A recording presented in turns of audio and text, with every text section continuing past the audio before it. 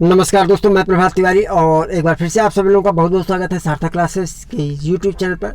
और आज एक बार फिर से हम बात करेंगे super fast revision GK GS most important and exam oriented 5000 plus one liner question की। मेरा ऐसा मानना है दोस्तों कि एग्ज़ाम के लास्ट मोमेंट में जब आपका एग्ज़ाम होना होता है और कुछ समय बचते हैं तो पूरे आपके पाठ्यक्रम को पढ़ पाना आपके लिए पॉसिबल नहीं है। और इस कम समय में वन लाइनर के माध्यम से आप अपना जो रिवीजन है बेहतर तरीके से कर सकते हैं। तो इसी को ध्यान में रख के इस पूरी कड़ी में हमारा प्रयास है कि आपके जीके जीएस पार्ट से 5000 से अधिक ऐसे वन लाइनर प्रश्न आप लोगों के सामने लाए जाएं जिनको आप एग्ज़ाम से पहले रिवीजन कर सकें और एग्ज़ाम में अन्य अभ्यर्थियों की तुलना में आप अपने को कहीं बेहतर पाएँ। तो चलिए स्टार्ट करते हैं आज के वीडियो। और आज के वीडियो में हम बात करेंगे पार्ट 9 की। आज के वीडियो को स्टार्ट करने से पहले आप लोगों की एक क्वेरी रहती है कि आप लोगों में से बहुत सारे लोग कमेंट मेरे पास आते हैं कि सर ये जो one liner super fast revision की जो सीरीज़ पूरी चल रही है ये एक्चुअल में है किसके एग्ज़ाम के लिए। तो मैं आपको बता दूं कि अगर आप कोई भी वनडे एग्ज़ाम देते हैं जिसमें आपके पाठ्यक्रम में जीएस है यानी सामान्य अध्ययन है तो उसके लिए ये जो वन लाइनर है एक एक वन लाइनर इम्पॉर्टेंट है उसके लिए। लेकिन अगर आपके पाठ्यक्रम में जीके है तो फिर कुछ सेलेक्टिव इसमें हो जाता है, कुछ ही पॉइंट जो आपके पाठ्यक्रम में होंगे वो आपको देखना होगा। वैसे आपको और बता दें कि यूपीएचएससी के लिए भी हमारी एक सीरीज़ अलग से आने वाली है और वो सीरीज़ आपको मिलना स्टार्ट होगी 10 सितंबर से। रीज़न है कि पहले जीआईसी का एग्ज़ाम है तो उस पर्पज़ से इस सीरीज़ को मैं बहुत जल्द इस पर मैं तेज़ी के साथ काम कर रहा हूँ कि ज़्यादा से ज़्यादा फैक्ट्स आप लोगों को उपलब्ध करा सकूँ जिससे कि जीएस का जो आपका जीआईसी का एग्ज़ाम है वो भी अच्छा हो जाए। और इसके अतिरिक्त भी अगर आपको कोई एग्ज़ाम लगा हुआ है जिसमें जीएस आ रहा है तो उसके लिए भी ये पूरी जो सीरीज़ है समान रूप से उपयोगी है। तो चलिए स्टार्ट करते हैं। और आज हम बात करेंगे 401 नंबर पॉइंट से। इससे पहले के 400 पॉइंट हम ऑलरेडी जो है अपलोड कर चुके हैं जिनको आप सार्थक क्लासेस में वीडियो सेक्शन में जाके चेक कर सकते हैं और वहाँ से आप देख सकते हैं। लिटमस टेस्ट यह निर्धारित करने की एक त्वरित विधि है कि तरल या गैसीय घोल अम्लीय है या क्षारीय है। देखिए अम्लीयता या क्षारीयता का पता लगाने के लिए लिटमस टेस्ट किया जाता है। इसमें एक पेपर होता है लिटमस, उसमें जो है जो भी आपके पास घोल है उसकी कुछ बूंदें डाली जाती है और उसका जो कलर हमें मिलता है उससे ऑब्जर्व करते हैं कि दिया गया जो घोल है हमें वो उसका जो नेचर है वो कैसा है, अम्लीय है या क्षारीय है। भारतीय संविधान की प्रस्तावना में प्रयुक्त न्याय शब्द अभिव्यक्त करता है। तो जो न्याय शब्द है वो किसके लिए यूज़ किया गया है संविधान में, तो वो प्रयोग में लाया गया है सामाजिक, आर्थिक और राजनीतिक न्याय के लिए। मार्सुपियल स्तनधारी जानवरों का एक वर्ग है जो अपने शिशुओं को अपने पेट के पास बनी हुई थैली में रखकर चलते हैं। जैसे कि उदाहरण के अगर तौर पर बात कर लें तो कंगारू आप लोग परिचित होंगे। तो इस तरह के जानवरों को हम लोग मार्सुपियल स्तनधारी के नाम से जानते हैं। राज्यों के निर्वाचन आयोग विधानसभा सदस्यों की अयोग्यता के संबंध में अपना परामर्श किसे देते हैं, तो राज्यपाल को देते हैं। पवन की दिशा से समकोण पर निर्मित स्तूपों को अनुप्रस्थ या आड़े बालू का स्तूप कहते हैं। गुजरात की भारत के उत्तर पश्चिमी क्षेत्र में सबसे लंबी तटरेखा है। देखिए सबसे लंबी जो तटरेखा है वो तो गुजरात की। दूसरा स्थान किसका है और तीसरा स्थान किसका है ये आप हमें कमेंट कीजिएगा। नेक्स्ट वीडियो में हम आपको इसका आंसर भी बताएंगे, आपके साथ साझा करेंगे। समवर्ती सूची की प्रविष्टि संख्या 20 में आर्थिक नियोजन का उल्लेख मिलता है। जलवायु परिवर्तन संबंधी अंतर्राष्ट्रीय समझौता है तो कौन सा है, क्योटो प्रोटोकॉल। और भारतीय सब्जी अनुसंधान संस्थान कहाँ पर स्थित है, तो यह उत्तर प्रदेश में वाराणसी में स्थित है। ब्रह्मांड में स्थित आकाश गंगाओं में जो फैलाव हो रहा है वो किस दिशा से किस दिशा की ओर हो रहा है, तो ये उत्तर से दक्षिण की ओर हो रहा है। हब्बल ने शायद ये सबसे पहले बताया था कि जो हमारी आकाश गंगाएं हैं उनमें फैलाव हो रहा है और यह फैलाव उत्तर से दक्षिण की ओर हो रहा है। गांधी इरविन समझौता कब हुआ था, तो गांधी इरविन समझौता जैसे आप लोग जानते हैं कि 5 मार्च 1931 को हुआ था। महात्मा गांधी को मलंग बाबा किसने कहा था, कि बहुत प्रश्न पूछा जाता है। तो महात्मा गांधी को मलंग बाबा कहा था खान अब्दुल गफ्फार खान ने। भारत के प्रथम जनगणना आयुक्त कौन थे, तो प्लाउडेन थे। पहली जो मतगणना जिसमें जनगणना आयुक्त को नियुक्त किया गया था वो 1881 थी। और एक तरीके से विधिवत भी इसको हम कह सकते हैं कि विधिवत जनगणना होना जो प्रारंभ हुई है भारत में वो 1881 से हुई है। वारकरी संप्रदाय का उद्भव दक्षिण भारत के पढ़रपुर नामक स्थान पर विक्रम संवत की 13वीं शताब्दी से हुआ था। विश्व का सबसे विशाल संविधान भारतीय संविधान है जिसके निर्माण में 2 वर्ष 11 माह और 18 दिन लगे। देखिए कभी कभी ये प्रश्न घुमा के भी पूछ लिया जाता है। मुझे याद है कि एक एग्जाम में ऐसा प्रश्न आया था कि भारतीय संविधान को बनने में कुल कितना समय लगा। 2 वर्ष लगभग कुल कितना समय लगा, उसमें 2 वर्ष, 3 वर्ष, 1.5 वर्ष, 4 वर्ष, इस तरह से ऑप्शन थे। तो देखिए ये जो 2 वर्ष 11 माह 18 दिन है, यानी लगभग 3 वर्ष है ये। और अगर इसको हम 3 वर्ष कह लें तो गलत नहीं होगा। तो इस तरीके से हम कह सकते हैं भारतीय संविधान को बनने में लगभग 3 वर्ष का समय लगा। बृहस्पति सौरमंडल का सबसे बड़ा ग्रह है और इसके वायुमंडल में हाइड्रोजन और हीलियम की प्रधानता है। 1 जनवरी 1949 को रिजर्व बैंक ऑफ इंडिया का राष्ट्रीयकरण किया गया था। और यह राष्ट्रीयकरण किया गया था किस कमीशन के अनुशंसा पर? तो यह राष्ट्रीयकरण हिल्टन यंग कमीशन के अनुशंसा पर किया गया था। जलीय वातावरण के शुद्ध जल में घुले ऑक्सीजन की मात्रा 8 से 10 मिलीग्राम प्रति लीटर होती है, जिसे जैविक ऑक्सीजन मांग कहा जाता है। तो जैविक ऑक्सीजन मांग क्या है? जो जल है उसमें जो घुली ऑक्सीजन की मात्रा है उसे हम जैविक ऑक्सीजन मांग कहते हैं। और ये इसका जो स्टैंडर्ड है वो 8 से 10 मिलीग्राम प्रति लीटर है। पारिस्थितिकी तंत्र के मुख्यतः 2 घटक होते हैं, जैविक और अजैविक।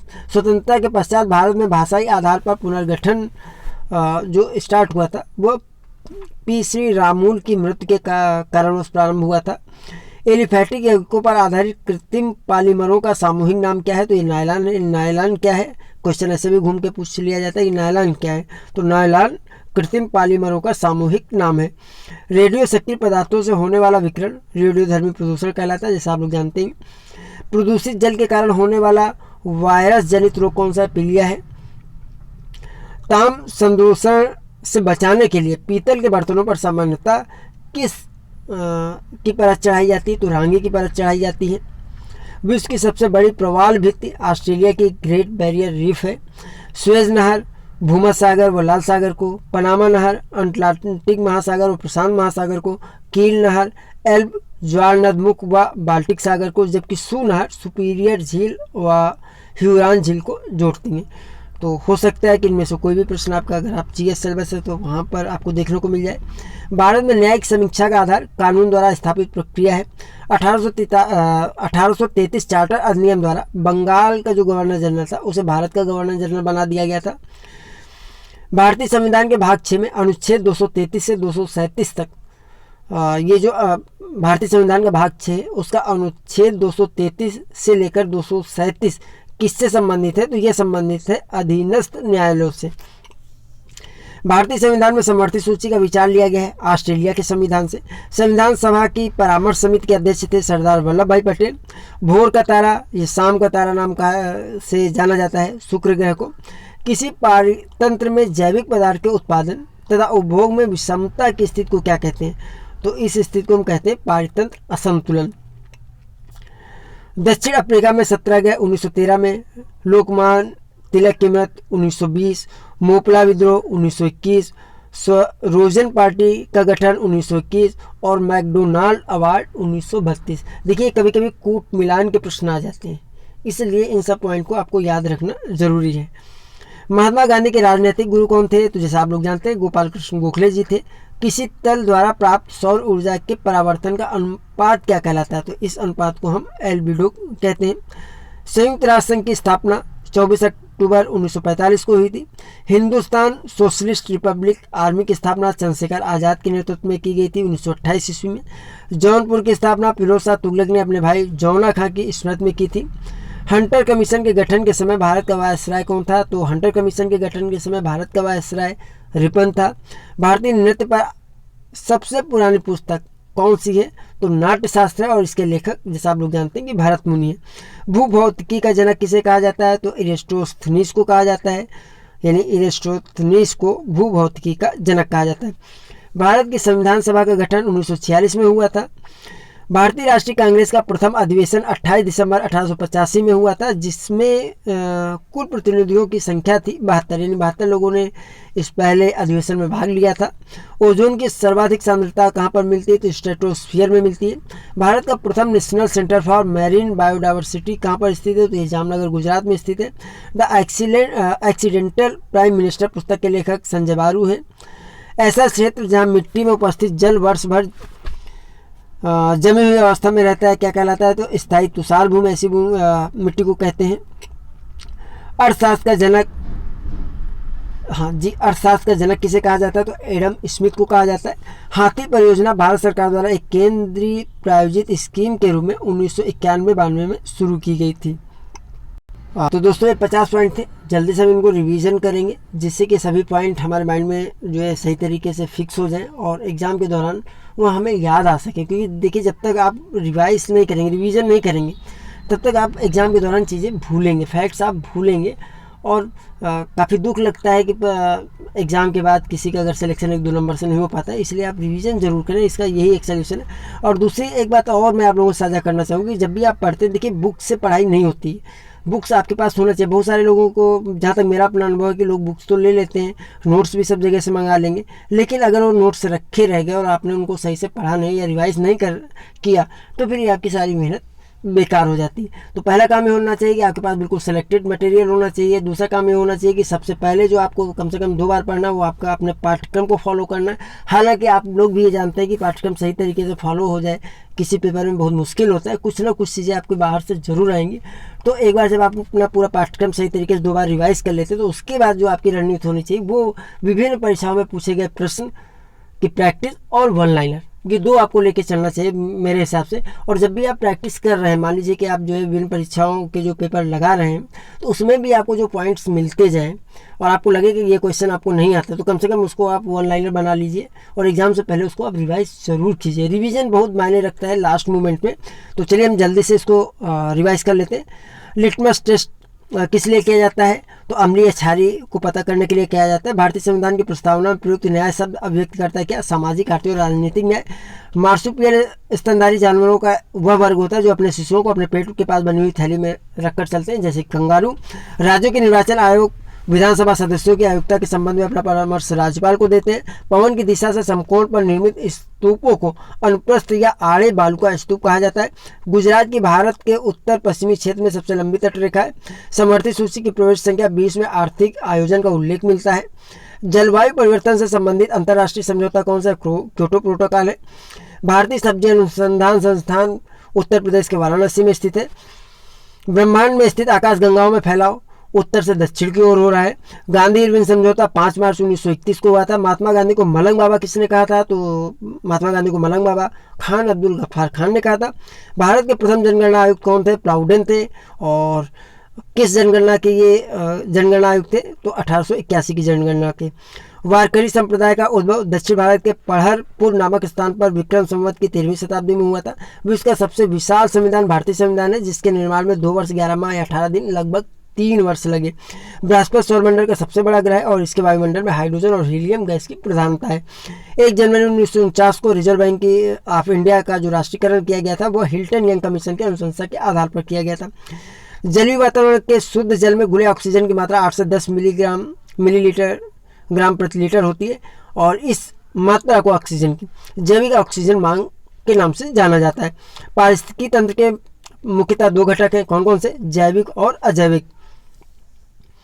स्वतंत्रता के पश्चात भारत में भाषाई आधार पर पुनर्गठन पी श्री रामुलु की मृत्यु के कारणवश प्रारंभ हुआ था।